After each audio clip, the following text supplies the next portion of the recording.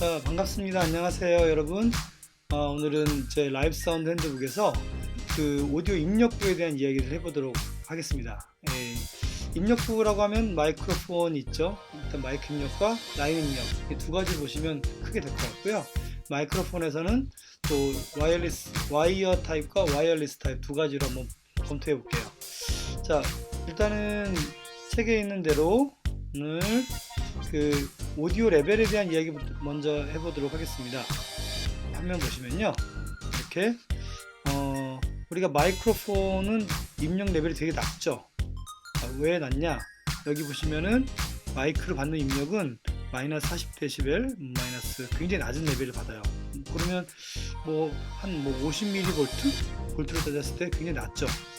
그러면 여기서 요 믹서의 프리앰프를 통해서 이 프리앰프를 통해서 쭉 올려주는 거예요. 우리가 믹서에는 게인이라고 써 있을 거예요. 간혹 트림이라고 써 있는 경우 있지만 요 낮은 레벨을 마이크를 통해서 믹서를 통해서 쭉 올려주는 게 요만큼 올려주는 거예요. 그래야 내가 쓸 만큼 쓸 수 있으니까. 이렇게 마이크 레벨과 그 믹서를 통해서 라인 레벨을 올려주는 거고요. 후에 이제 DI 박스나 키보드나 CD 플레이어 같은 경우는 어떻게 할까요? 얘네들은 이미 쓸 만큼 레벨이 돼 있어요. 이렇게 라인 레벨로 돼 있어서 요 레벨에 돼 있는 것들이 주로 볼트로 따진다고 하면 한 1V, 2V 정도라고 생각하시면 좀 편하지 않을까요? 이 정도 레벨로 생각하시면 괜찮을 것 같아요. 자, 그리고 요 레벨에 있는 레벨만큼 믹서에서 이퀄라이저로 가고, 이퀄라이저에서 컴프레서도 가고, 기타 등등의 모든 전송되는 레벨들은 이렇게 라인 레벨, 우리가 플러스 4dBm이라고도 하고요. 이 정도 레벨, 우리가 볼트로 따진다면 그 정도 한 0.77부터 1, 한 2부터 그 정도 레벨 정도에서 주로 이렇게 진행이 됩니다. 여기까지 진행됐다가 이 신호를 스피커 연결하면 어떻게 될까요?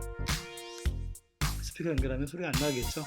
스피커는 자석 사이에 코일이 있어가지고 앞에 있는 그 콘페이퍼라고 하죠. 콘페이퍼를 왔다 갔다 자극시키면서 움직여야 되기 때문에 큰 전기가 들어가요. 그래서 이 부분들을 제어하기 위해서는 큰 출력이 필요하기 때문에 이걸 파워앰프라고 그래요. 파워앰프? 자, 그러면 아까 여기 이야기했던 믹싱 콘솔 뭐라고 했죠?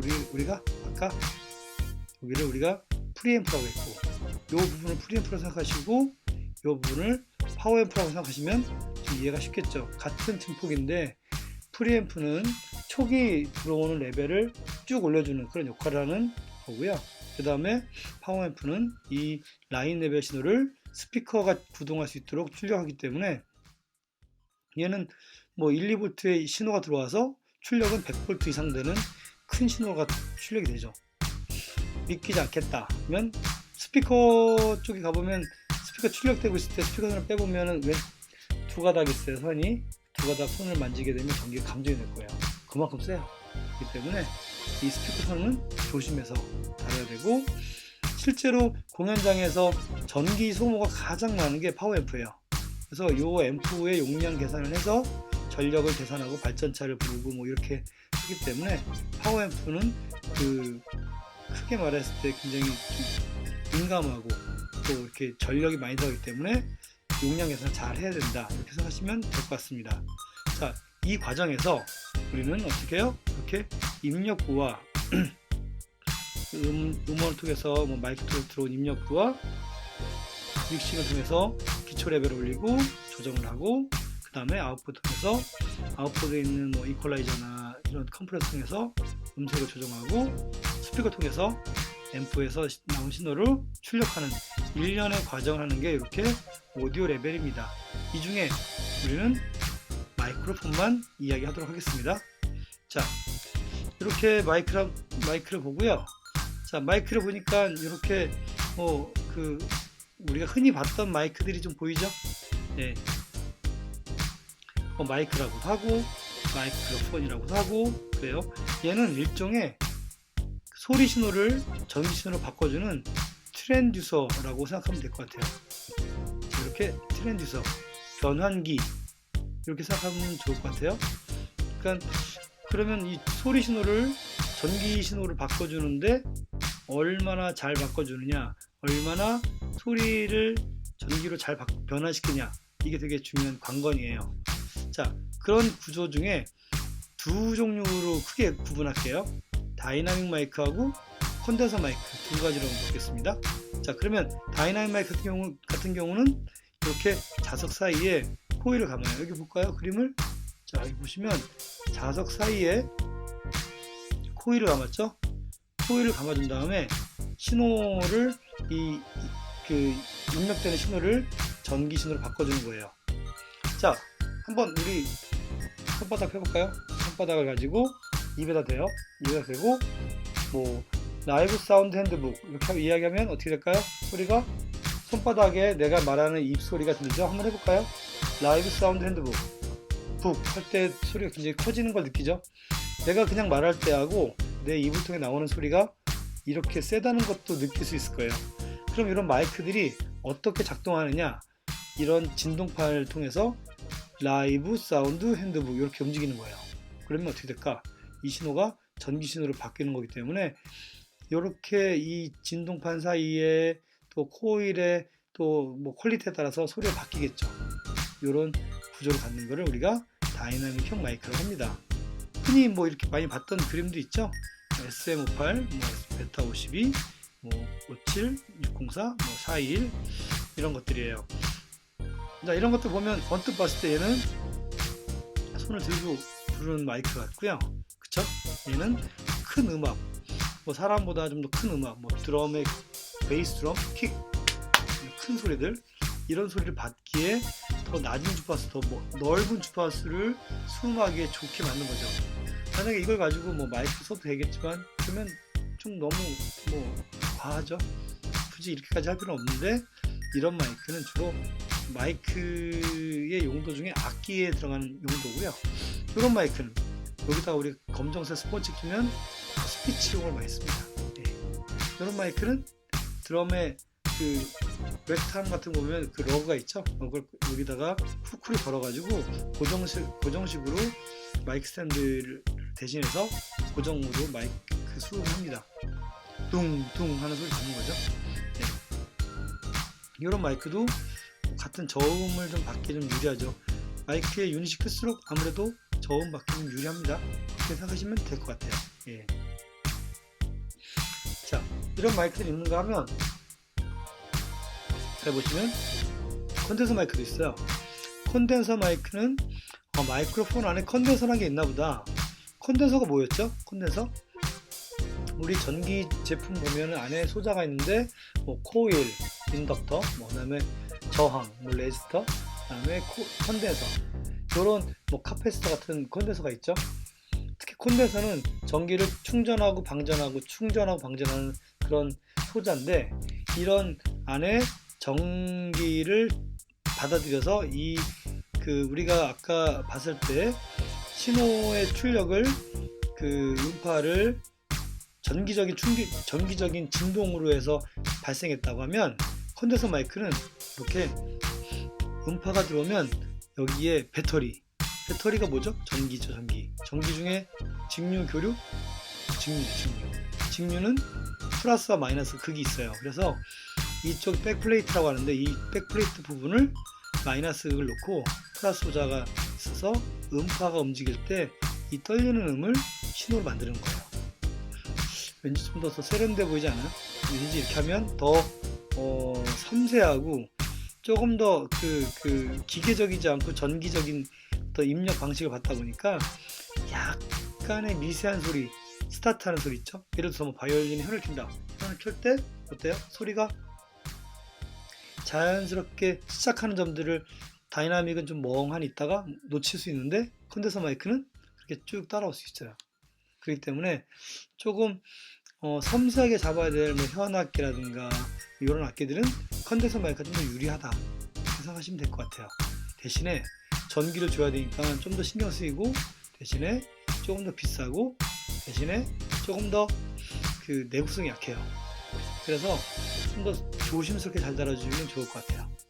크게는 이제 우리가 뭐 여러 가지 리본 마이크도 있고 뭐 여러 가지 있지만, 이런 마이크들을 가지고 주로 사용합니다. 자, 이렇게 보시니까 모듀레이션 레스폰스라고 해서 컨덴서 마이크와 다이나믹 마이크 일반적인 경우에 이 두 마이크 특징을 한번 본 거예요. 보면 스타점이 같은데 컨덴서 마이크는 바로 반응하죠. 이렇게 다이나믹 마이크는 좀 늦어요. 그쵸? 아, 그렇구나. 이렇게 이해하시면 돼요. 그래서 보통 이걸 한국말로는 과도 응답 특성이라고 하는데 먼저 빨리 반응한다 이렇게 이해하시면 될 것 같아요. 뭐 어려운 말 쓸 필요 없고. 그래서 컨덴서 마이크는 좀 비싼 다이나믹 마이크도 있지만 저가의 컨덴서 마이크도 나쁘지 않은 것 같아요. 저는. 물론 몇백만원짜리 마이크도 있지만 몇십만원짜리 마이크도 크게 나쁘지 않기 때문에 그 특성에 맞게 마이킹을 하고 마이크를 선정하는 건 되게 중요한 역할이라고 생각합니다. 이렇게 보시면 될 것 같아요. 자, 마이크에는 좀 지향적인 특징이 있어요. 그래서 마이크가 가지고 있는 지향 패턴이 있는데, 자, 마이크를 한번 볼까요? 제가 가지고 있는 마이크 여기 이런 마이크들이 있어요. 마이크는 이렇게 그 입력부가 있고 마이크를 지분할 수 있는 지분부가 있죠. 이 부분이 있는데 이 마이크는 마이크 측정하기 위한 마이크예요. 그래서 굉장히 섬세하고 넓은 면적을 뭐라 그럴까 플랫하게 평평하게 받아주는 게 가장 큰 목적 있는 마이크예요. 그래서 이 마이크는 앞에서 들리나 뒤에서 들리나 크게 문제없이 잘 들려요. 이렇게 이런 방향의 마이크를 무지향성 마이크라고도 하고 전지향성 마이크라고 합니다. 영어로는 옴니디렉셔널 이렇게 해가지고 전체가 들린다고 해서 전지향성 마이크라고 합니다. 그런데 우리가 일반적으로 쓰는 마이크들 있죠? 네, 이런 마이크들은 어때요? 여기 마이크 보면 앞부분에 이렇게 앞부분을 중심으로 해서 이렇게 하트가 되죠. 하트 모양이 되죠. 하트 모양이. 그래서 앞부분이 잘 들리고 이 뒷부분은 잘 안 들려요. 왜 그럴까? 이 부분에 구멍이 뚫려 있어요. 그런 마이크들은. 그래서 소리가 이렇게 들리고 이 뒷부분에는 그 구멍 때문에 소리가 상쇄돼서 없어지는 거예요. 그래서 이렇게 하트 모양이죠.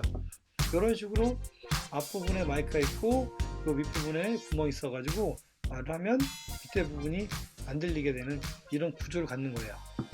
자, 이렇게 된 단일 지향성 마이크, 앞쪽으로 주로 지향하는 마이크를 단일 지향성 마이크라고 한다. 그래서 얘를 카디오이드 방식이라고 합니다.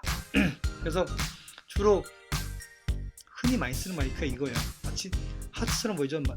사람의 심장처럼 보인다고 해서 카디오이드라고 합니다.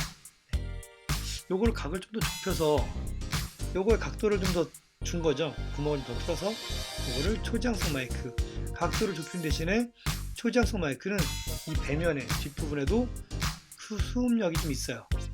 그러면 이런 마이크는 어떻게 쓰면 좋을까요? 가운데 쓰고 이렇게 쓰고 마이크 이런 카디오이드 마이크 초지향성 마이크 쓸 때는 모니터 스피커를 앞에다가 놓는 게 아니라 옆에다가 놔야겠죠.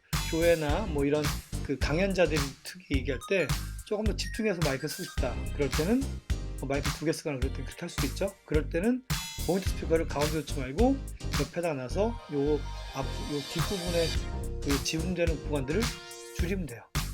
이렇게 하시면 되겠습니다. 자, 그 외에 이제 양쪽 지향성 마이크 해가지고 서로 마주보고 이야기할 때 마이크 쓸 수도 있는 이런 양지향성 마이크도 있고요. 근데 대부분 다 집중할 때 이 마이크를 씁니다. 예, 이렇게 마이크 지향성은 이렇게 마이크 패턴인데 단일 지향성 주로 많이 쓰고요. 제가 요런 마이크의 요 부분이 뭐라고 했죠? 여기에 구멍이 있다고. 그래서 마이크 머리를 손으로 잡으면 어떻게 될까요? 구멍이 가려지겠죠. 그러면 마이크는 원래 이렇게 단일 지향성 마이크인데 마이크가 무지향성 마이크로 바뀌게 되죠. 소리가 어떻게 될까요? 안 좋아져요.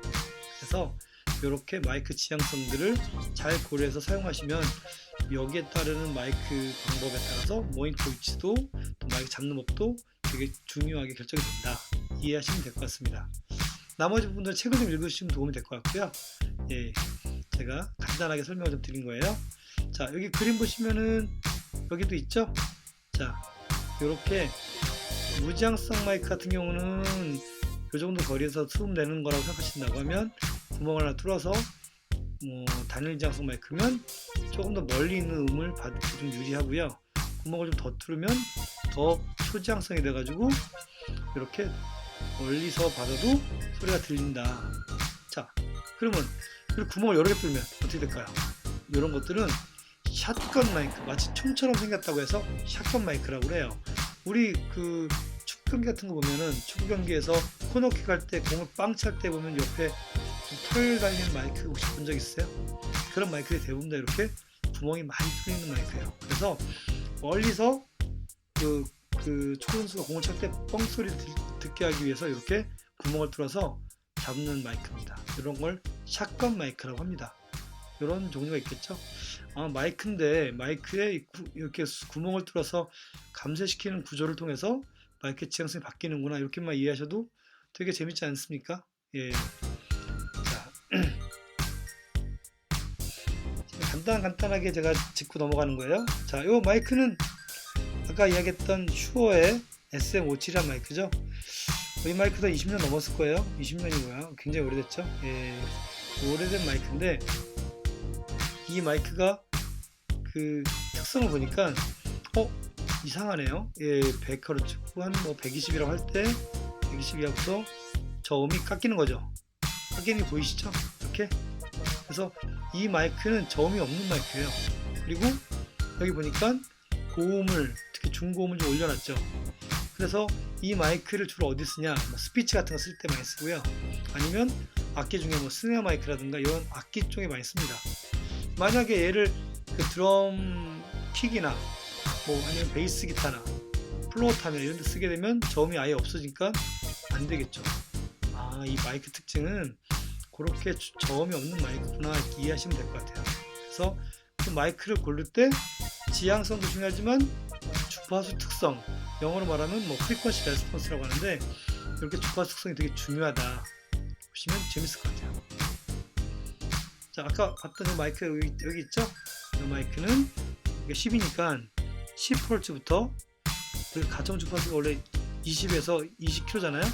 얘는 10, 20, 30 정도 굉장히 넓은 주파수를 평탄하게 갖는 마이크 특징을 갖고 있죠. 이런 마이크들 비싸요. 한 50만원, 60만원 이상 할 거예요.